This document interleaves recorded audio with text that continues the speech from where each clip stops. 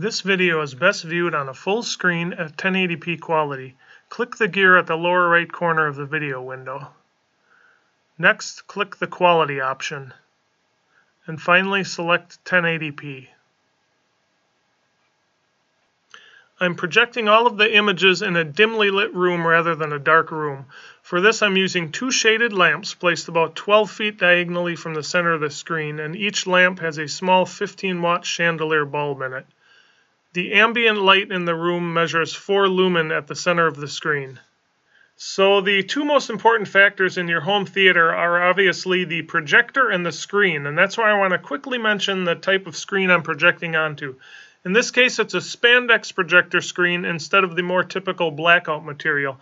There are several advantages to this type of screen, one of which it can attach to a $30 backdrop stand. It's easy to do. You just take some 5 spring clips and you attach the screen to the backdrop stand. And this can be used outdoors in your backyard, or take it with you camping or to a party. And the screen I have here is made in the USA by Stretch Screen USA. It's available on Amazon for around $80, which is actually less than a do-it-yourself fixed frame type screen. You don't have to buy wood, corner brackets, staples, and actually build the frame as you do with that type of frame. The other advantage is that you don't need a permanent empty wall space. For example, the situation I have here is a little awkward to put up a fixed frame screen because I have a staircase in the way. But with the Spandex projector screen, that's not a problem. It literally only takes 30 seconds to put up this screen. Right here, we're all halfway done already. It just simply attaches to 5 small hooks that are in the ceiling, and you can barely see them. And the corner brackets, the bottom corners, attach with a bungee to something as simple as a water jug or whatever you want to use for that. And there you have it. The screen is completely up. So here you can see the Spandex projector screen produces a really good image, but that's only half the story. Check this out. If we pick up our camera and walk around behind the screen, you can see that the Spandex projector screen can also act as a backlight screen. That's like getting 2 screens in one. No other type of projector screen can do this. Now, buyer beware, you may be tempted to go with a cheaper knockoff version from China, but go with the one made in the USA. It's Amazon's choice, even at a higher price, and it has 147 reviews so far, where the cheap one only has 3 reviews, which can easily be faked. So here's the Amazon product page of the Spandex projector screen that I have, and they have images along the left. As you can see, it's a much cleaner design instead of sewn crooked and all that. And the fabric is a much higher quality. It's a tighter weave, which will give you better colors and a sharper image. And here is a real-world example of that. I have the 2 screens hung side by side, with the Made in the USA one on the left and the Chinese knockoff version on the right. And you can really see the difference in the color quality, the brightness, the saturation. And if you look at this next image here, you can actually see how much detail you lose in the smoke due to the looser weave of the cheaper fabric. Here's the product page one more time, and I put a link in the description to make it easy for you. All right, let's get going. Compare our projectors. Here you can see the size comparison between the ZTE Spro 2 Pico projector with a brightness of 200 lumen and a resolution of 1280 by 720, and the soda can sized Nebula Capsule rated at 100 lumen and a lower 854 by 480 resolution. Our first example will be a simple white image to compare the brightness, and as you can see, the ZTE projector is slightly brighter than the Nebula Capsule. And let's zoom in to compare the pixels. Next, we have some basic colored squares, and they're slightly different colors between the 2 projectors, nothing major. The ZTE is brighter. And the next slide here you may want to pause on. This is the actual lumen measurement of each color. This was done in a completely dark room as opposed to a dimly lit room like all our other slides were shot in. And we'll zoom in to compare the color pixels. Here we have a basic color gradient, and as you can see, the ZTE projector has stronger purple colors and brighter overall. Next is a more advanced color gradient, and fairly similar color profiles between the 2 projectors. Here we have some colored smoke on a white background, and the ZTE projector, the higher resolution, produces sharper details. And let's zoom in on that to see that more closely. Next, we'll reverse that and do the colored smoke on a black background. And as you can see, the ZTE Spro 2 has better highlight details. And we can zoom in to compare that. You can see quite a big difference here. Here we'll look at the highlights and shadow details. The ZTE Spro 2 has better shadow details. And let's zoom in to compare the resolution. And let's look at the shadow details here. The ZTE projector has better shadow details, as we saw in the bar chart. And zooming in, we can compare the details. More contrast from the ZTE. Here we'll look at the highlight quality, and both projectors produce good highlights. The ZTE is brighter and sharper due to the higher resolution.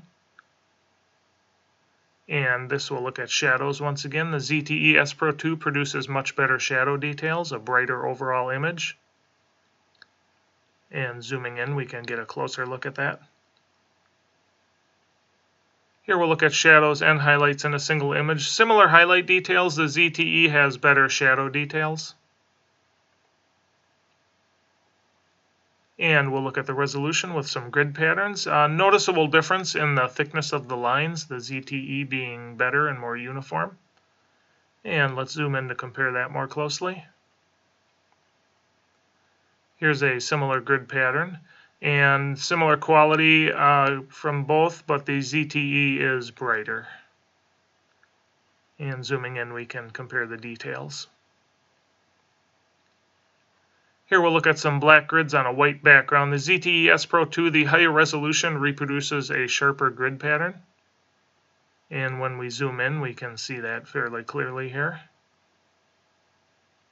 And reversing that, a white grid on a black background. Light grid on the black background looks fairly similar except for the brightness. And when we zoom in, we can see the similarity here. Next, we'll look at the text quality, and both projectors produce nice legible text. And let's zoom in to compare the resolution of each of those. The ZTE is a bit sharper, but not as dark. Next, we'll compare some skin tones. And the Nebula Capsule has richer skin tones, a little more saturation. And let's zoom in on this to compare the details. And we see the ZTE projector is brighter and sharper. Here's a few more faces for comparison. Once again, the ZTE Spro 2, the higher lumen gives you a brighter image, and the higher resolution gives us sharper details, as we see here. Here we'll do a color comparison. And both projectors produce nice colors, but slightly different. And let's zoom in to compare the details. Here's a similar image for color comparison. And the ZTE Spro 2, the higher resolution, produces better details. We see that in the purples there. Here we have a lower contrast image. Nice image from both projectors, but the Nebula is darker with a bit more color saturation. Here we'll look at colors with this image. The ZTE Spro 2 is brighter with sharper details, especially in the shadow areas. Here we can see the ZTE Spro 2 has better shadow details and a brighter image. And we'll zoom in on this one to compare the details. Here we have a good high contrast image. The ZTE Spro 2 has twice the lumens and produces a brighter image. And when we zoom in, we can see that. And with this image, we'll compare the contrast, and the ZTE Spro 2 has better overall contrast. And let's zoom in, we can see it has sharper details as well. Here's a good low light image for comparison. The ZTE has much better shadow details. And let's zoom in on the pyramid, and we can see the resolution is sharper from the ZTE. Here we have a good sunset, and the ZTE, higher lumens equals a brighter overall image. Here's a bridge at night lit up a bit. The ZTE is noticeably brighter with better details. And let's zoom in and we can compare the bolts on the bridge much better from the ZTE projector. Here's another dark night shot. The Nebula Capsule loses details in the darkness. And we'll zoom in and you'll notice the fence kind of disappears from the Nebula Capsule. Here's a fairly high contrast image. The ZTE Spro 2 has better shadow details. And let's zoom in to compare the sharpness. Much better from the ZTE. Here's a balloon illuminated at night. Good colors from both projectors, but the ZTE Spro 2 is brighter overall. Here we'll look at the fine line details with these fireworks. The ZTE, the higher resolution, maintains better fine line details.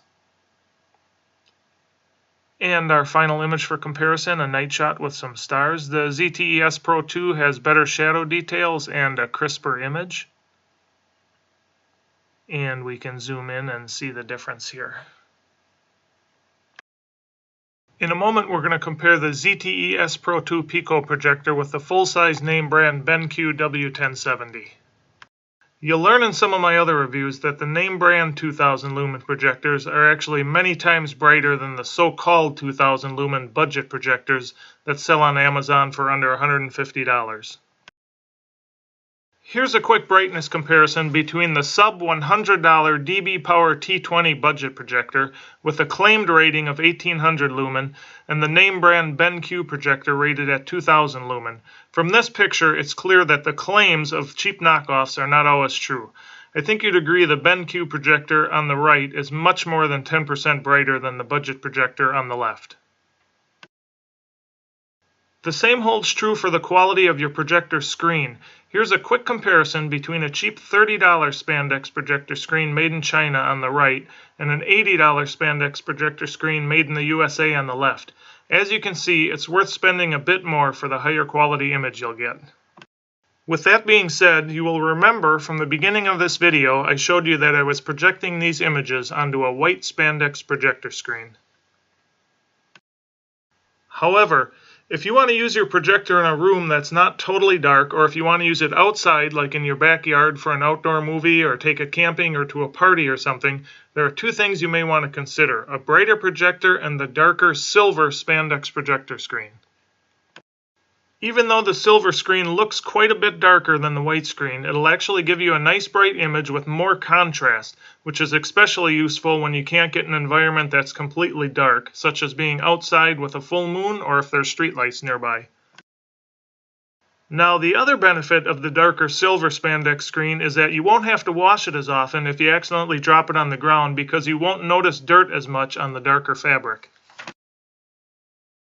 But keep in mind, if the Spandex screen does get dirty, you can just throw it in the washer using cool water and then dry it for 10 to 15 minutes in the dryer and it's good as new.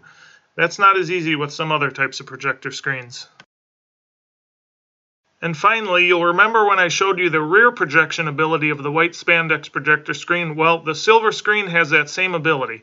Okay, let's continue with our BenQ comparison. Here you can see the size comparison between the ZTE Spro 2 Pico projector rated at 200 lumen and a 1280 by 720 resolution, and the name brand full-size BenQ W1070 projector with a brighter 2000 lumen and a higher 1920 by 1080 resolution. First, we'll compare the brightness with a simple white image, and as you can see, the BenQ is much brighter than the ZTE projector. And let's zoom in to compare the pixels. Here are the basic color squares, and once again the BenQ is brighter. And the lumen measurements here, that once again this was done in a completely dark room as opposed to a dimly lit room. And let's zoom in to compare the color pixels.